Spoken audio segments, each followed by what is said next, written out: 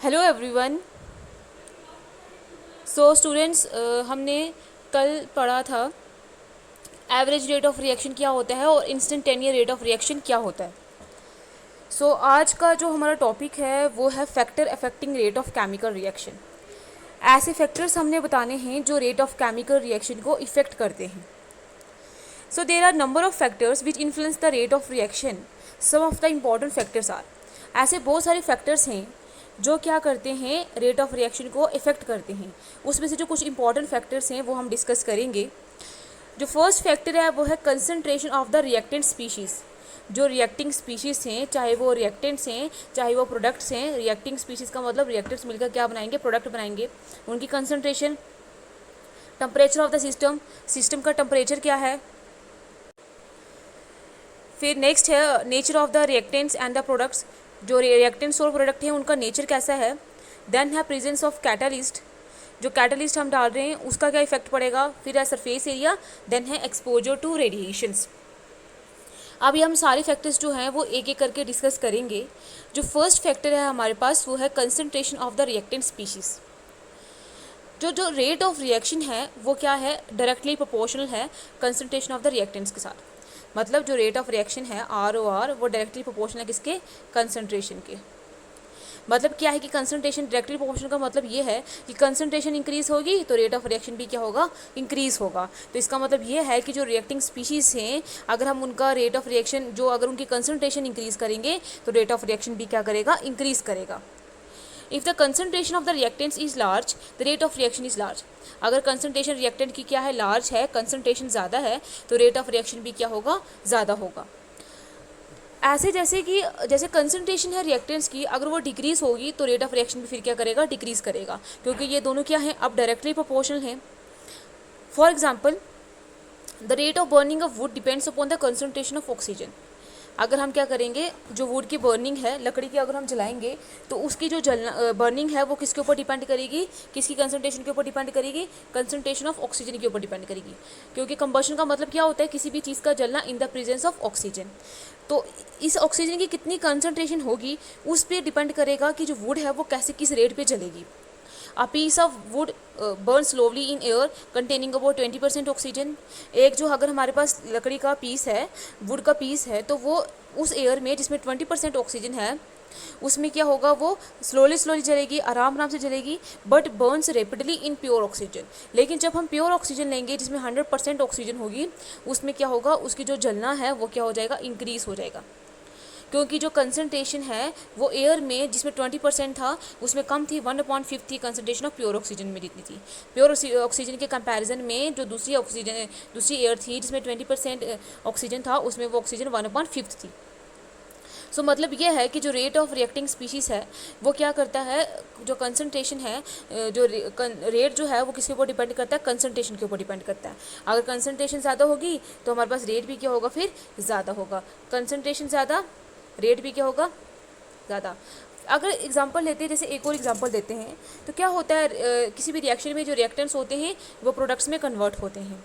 अब जितने ज़्यादा रिएक्टेंट्स की कंसनट्रेशन होगी उतने ज़्यादा वो प्रोडक्ट में कन्वर्ट होंगे। तो इसका मतलब क्या होगा, रेट ऑफ रिएक्शन क्या होता है, change in the concentration upon time taken. उतना ही टाइम के अंदर कंसनट्रेशन जो है वो चाहे वो डिक्रीज़ हो चाहे वो इंक्रीज़ हो, रिएक्टेंट के केस में डिक्रीज़ होगी और प्रोडक्ट के केस में इंक्रीज़ होगी। तो इसलिए हमने क्या बोला है कि जैसे कंसनट्रेशन को इंक्रीज़ करेंगे तो जो रेट ऑफ रिएक्शन है वो भी क्या होगा, इंक्रीज़ होगा। नेक्स्ट जो फैक्टर है वो है टेम्परेचर ऑफ द सिस्टम। अब टेम्परेचर ऑफ द सिस्टम जो है वो रेट ऑफ रिएक्शन को कैसे इफेक्ट करता है। अगर हम टेम्परेचर को इंक्रीज़ करेंगे तो ऑलमोस्ट जितनी भी जो केमिकल रिएक्शंस होती हैं उनका जो रेट है वो क्या करता है, इंक्रीज़ करता है। रेट ऑफ रिएक्शन जो है वो इंक्रीज़ करेगा जैसे से हम क्या करेंगे, टेम्परेचर को क्या करेंगे, इंक्रीज़ करेंगे। और अगर हम टेम्परेचर को डिक्रीज़ करेंगे तो रेट ऑफ रिएक्शन भी क्या करेगा, डिक्रीज़ करेगा।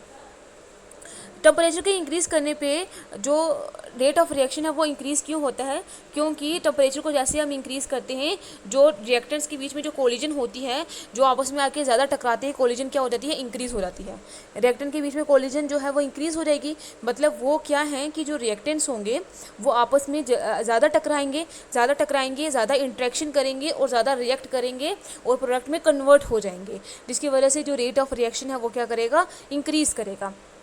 और ये देखा गया है जो रेट ऑफ रिएक्शन जो है वो ऑलमोस्ट डबल हो जाता है every 10 degree Celsius increase temperature के इंक्रीज पे जो रेट ऑफ रिएक्शन होता है वो क्या हो जाता है, डबल हो जाता है। 10 डिग्री इंक्रीज टेम्परेचर में क्या होता है, रेट ऑफ रिएक्शन क्या हो जाता है, डबल हो जाता है अगर हम 10 डिग्री सेल्सियस को क्या करेंगे, इंक्रीज़ करेंगे, ये देखा गया है। सो टेम्परेचर के इंक्रीज किस करने के साथ साथ रेट ऑफ रिएक्शन भी क्या होगा, इंक्रीज़ होगा, और डिक्रीज़ करने के साथ साथ रेट ऑफ रिएक्शन भी क्या होगा, डिक्रीज़ होगा। ये था सेकंड फैक्टर। अब नेक्स्ट जो फैक्टर है वो है nature of the reactants and products. जो हमने रिएक्टेंट्स और प्रोडक्ट यूज़ करे हैं उनका नेचर कैसा है। So the rate of chemical reaction also depends upon the nature of the reactants and the products. जो केमिकल रिएक्शन का जो रेट है वो रिएक्टेंट्स और प्रोडक्ट के नेचर पे भी डिपेंड करता है। और ये देखा गया है कि जो अनस्टेबल रिएक्टेंट्स होंगे वो जल्दी केमिकल चेंज करते हैं, उनमें जो केमिकल रिएक्शन जल्दी हो जाती है as compared to stable one.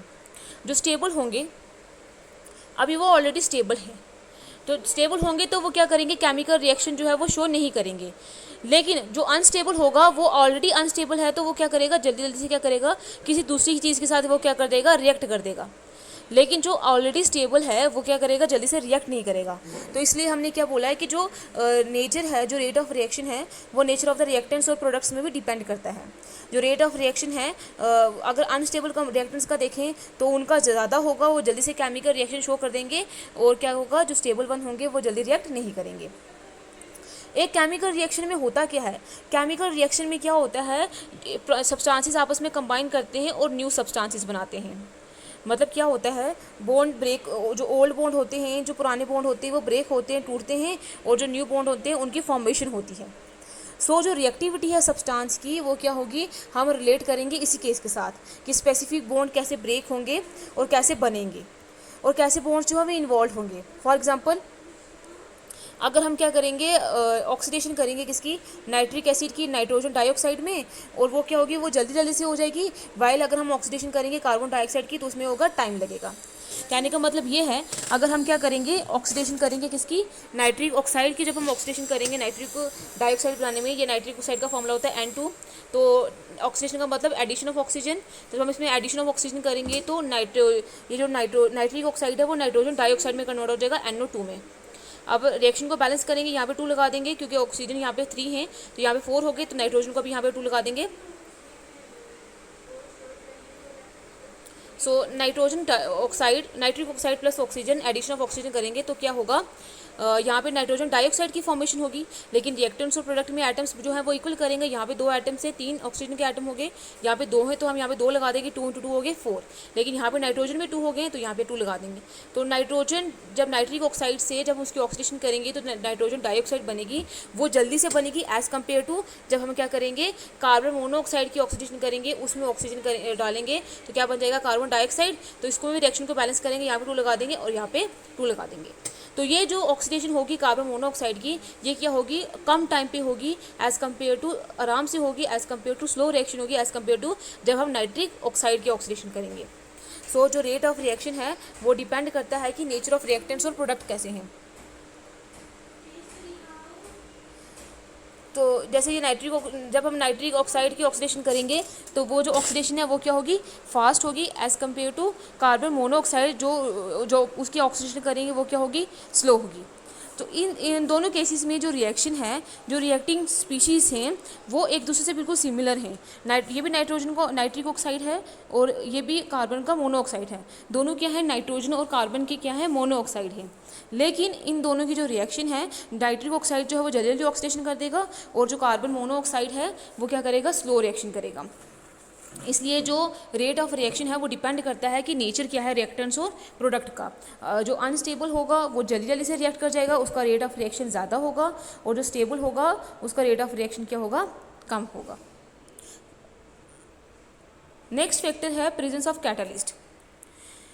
अब कैटलिस्ट जो है वो कैसे इफेक्ट करेगा रेट ऑफ रिएक्शन को।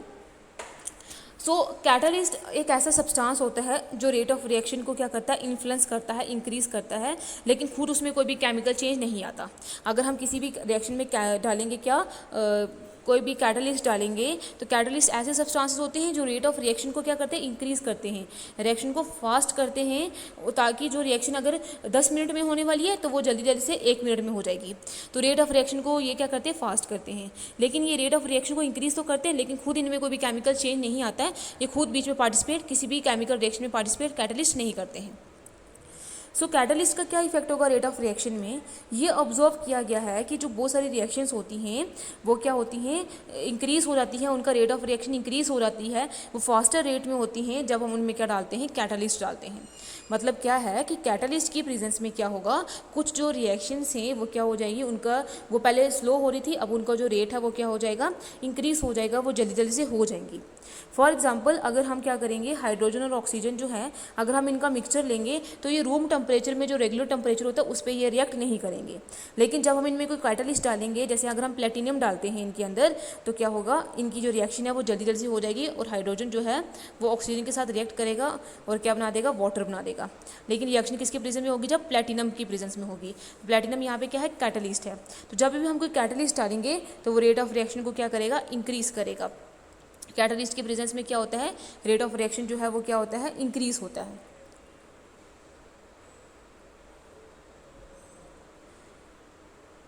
नेक्स्ट जो हमारे पास फैक्टर है वो है सरफेस एरिया। सरफेस एरिया क्या होगा, इसका रेट ऑफ रिएक्शन में क्या इफेक्ट होगा, जितना ज़्यादा किसी भी रिएक्टेंट का सरफेस एरिया होगा उतनी ज़्यादा फास्टर क्या होगी, रेट ऑफ रिएक्शन। मतलब क्या है कि रेट ऑफ रिएक्शन जो है वो सरफेस एरिया पे डायरेक्टली डिपेंड करता है, डायरेक्टली प्रोपोर्शनल होगा, डायरेक्टली डिपेंड करेगा।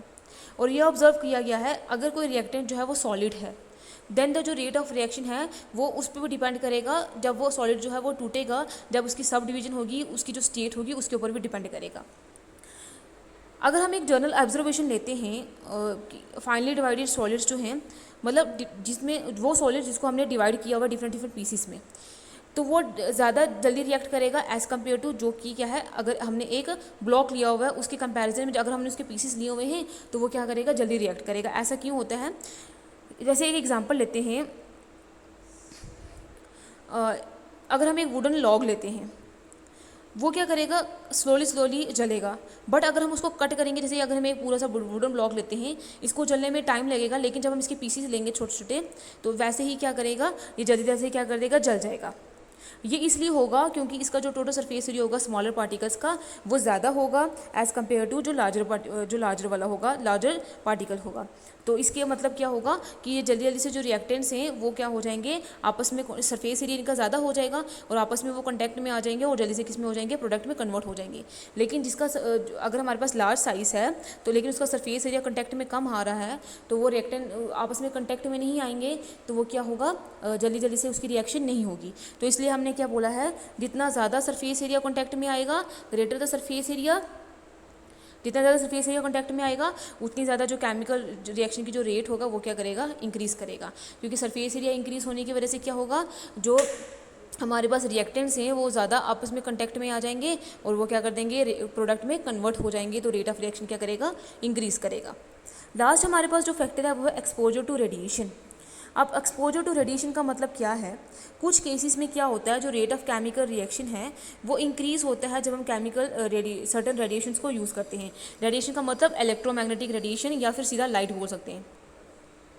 लाइट भी क्या है, रेडिएशन की ही फॉर्म है। तो कुछ केसेस में क्या होता है, जो रेट ऑफ केमिकल रिएक्शन है वो रेडिएशन यूज़ करने में क्या हो जाता है, इंक्रीज़ हो जाता है। जैसे क्योंकि जो इन रेडिएशन के जो फोटान्स होते हैं, फोटान का मतलब क्या होता है, पैकेट्स ऑफ एनर्जी। एक सिंगल यूनिट ऑफ लाइट को, डिस्क्रीट पैकेट ऑफ एनर्जी को हम क्या बोलते हैं, फोटॉन बोलते हैं। तो जब इस फोटान जो इन रेडिएशन का जो फोटान है, जब वो उसकी फ्रीक्वेंसी म्यू होगी और साथ में क्या होगी, सफिशिएंट एनर्जी होगी। एनर्जी किसके बराबर है, according to Planck's quantum theory, E is equal to H nu. Nu क्या है, फ्रीक्वेंसी है, एच जो है वो प्लैंक्स कॉन्स्टेंट है और ई है एनर्जी। किसी भी रेडिएशन की जो एनर्जी है वो किसके बराबर होगी, E is equal to H new.